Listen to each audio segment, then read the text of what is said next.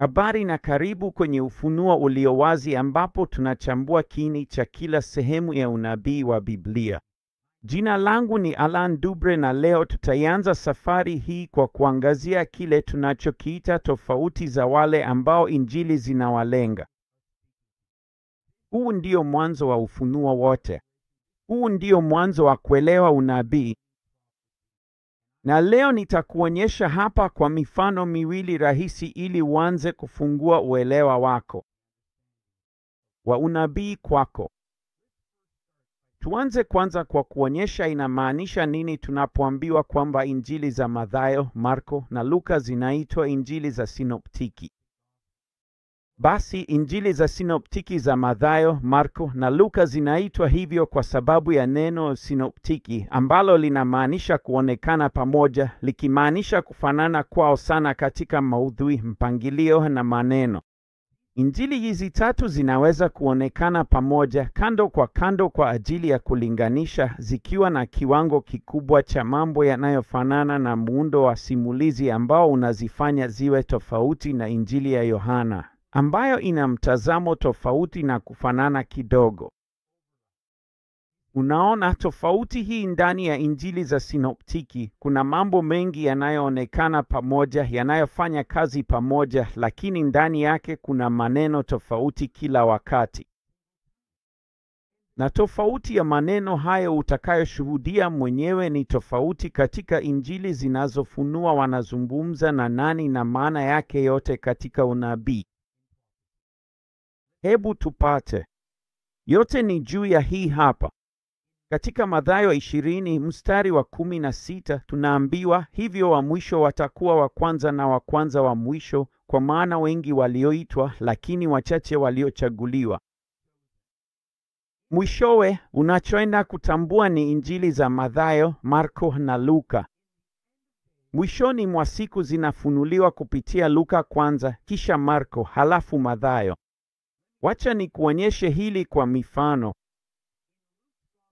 Katika Injili ya Luka tunaona kwamba Yesu alivishwa vazi la fahari kabla ya kwenda msalabani.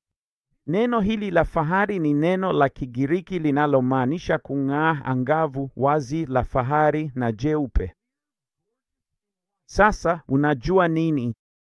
Hilo linakaribia sana na bibi harusi, sivyo? Tukitafuta neno hili ambalo linapatikana tu katika Injili ya Luka, angalia mahali pengine tunalipata. Katika Ufunuo sura ya 19 mstari wa 8.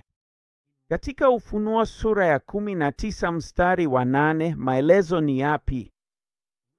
Wacha tuanze na mstari wa 7.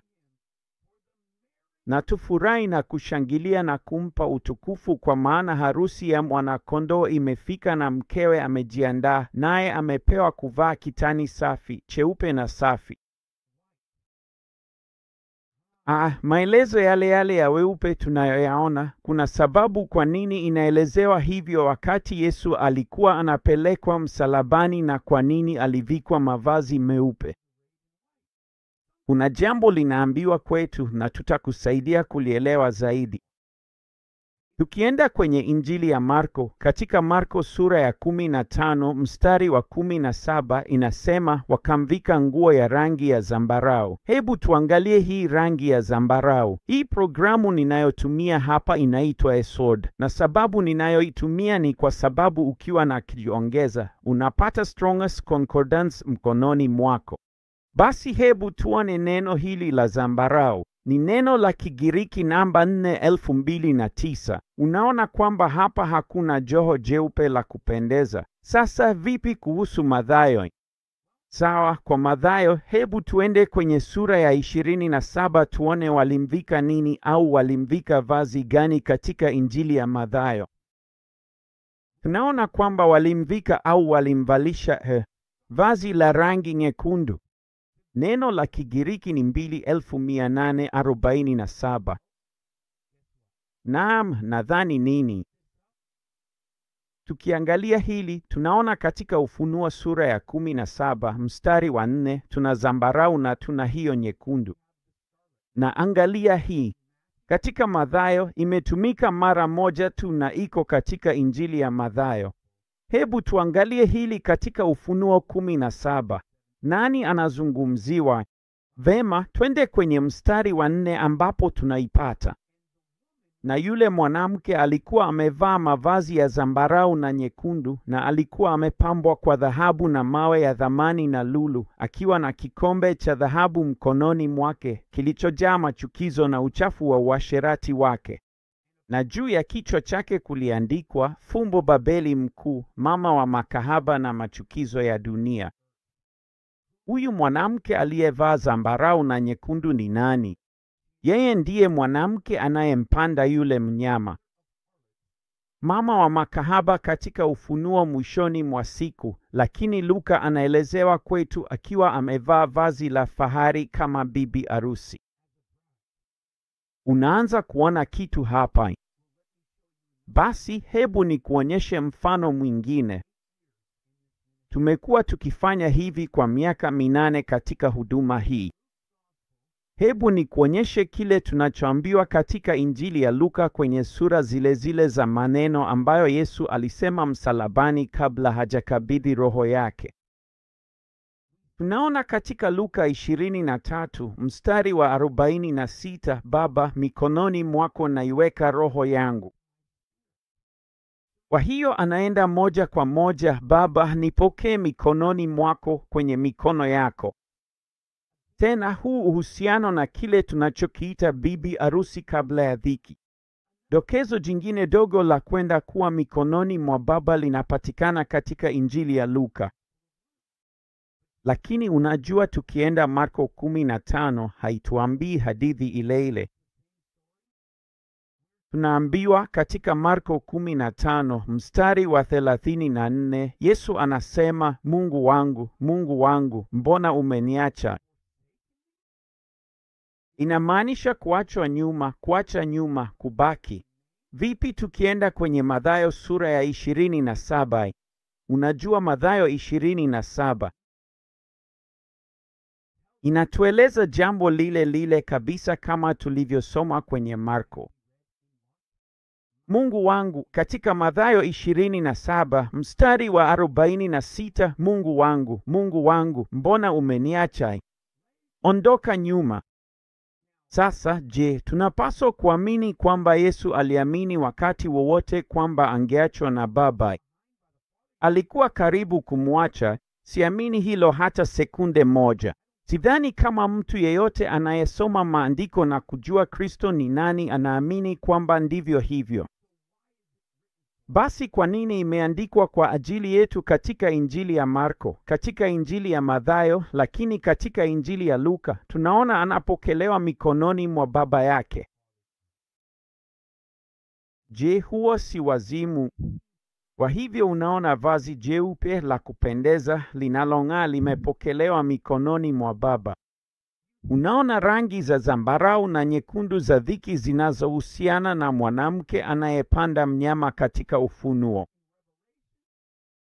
Na wako Marko na Mathayo wote wakitangaza kwamba Yesu alisema, mbona umeniacha? Aliniacha nyuma. Marko na Mathayo sehemu zikiachwa nyuma. Je, hilo lina maana yoyote? Lina maana unapopata kuelewa kwamba Luka, Marko na Mathayo wanazungumza na makundi matatu tofauti ya watu. Tazama neno hili la kuacha nyuma. Kuacha katika shida, kuacha bila msaada, kuachwa kabisa, kuacha nyuma miongoni mwao, kuacha waliobaki hai. Hakuna njia ambayo Kristo angeamini hivyo, lakini bado imeandikwa katika neno lisilokosea la Mungu kwa ajili yetu. Kwa nini? Kwa sababu kuna fumbo ndani ya tofauti za Injili, na haswa muhtasari wa Injili za Mathayo, Marko, Luka, mwishowe zikifunua Luka, Marko, Mathayo. Makundi matatu tofauti. Na utaliona hili kupitia mafundisho haya yote tunapoendelea katika siku zijazo katika mafundisho yanayokuja. Tazama hii. Inapatikana tu katika Injili ya Mathayo na Marko. Kwa hivyo unaanza kuona nini? Unaanza kuona katika mifano hii miwili kwamba kuna jambo zaidi linaloendelea kuliko mtazamo tu, au kama wengine wanavyosema, utata. Luka anaonekana kuwa na uhusiano na bibi arusi kabla ya dhiki, wakati Marko na Mathayo wanaachwa nyuma kama rangi mbili tofauti au vipindi viwili tofauti vya wakati au makundi mawili mengine ya watu, mmoja kama zambarau na mwingine kama nyekundu ya damu. Na huu ni mwanzo tu wa kile ambacho tumekiita na nilichokitaja awali tulipokuwa tunaelezea Injili zinazungumzia nani. Na katika mafundisho yajayo tutafichua mengine mengi zaidi ili kuthibitisha hili kwa undani zaidi. Na kama tulivyofanya katika huduma kwa miaka 8 iliyopita, ili usiwe na shaka na uweze kuona wazi kama tulivyoona kwa miaka hii. Ufunuo huu ndio msingi wa kwanza kuelewa na kuona unabii kwa kweli kama haujawahi kufunuliwa hapo awali. Lazima uelewe tofauti hizi na kile zinachotufunulia katika Luka, Marko na Mathayo. Na itakuthibitishia kwamba kabla, katikati na baada ya dhiki yote ni kweli, kwamba urefu wa dhiki sio kama tulivyofundishwa na mengi zaidi. Na katika wanandoa wanaofuata au mafundisho zaidi, tutazingatia hotuba za kinabii za Luka 21, Marko 13 na Mathayo 24 na 25 ili kuonyesha jinsi yanavyofunua yote kwa uwazi zaidi. Hadi wakati huo, tusaidie kuwafikia wengi zaidi katika ufahamu kwa kukumbuka kupenda, kushare na kujiandikisha kwa mengi zaidi. Mungu akubariki. Mungu awabariki familia zenu na kukuchunga kila wakati. Tutazungumza nawe hivi karibuni. Kwaheri kwa sasa.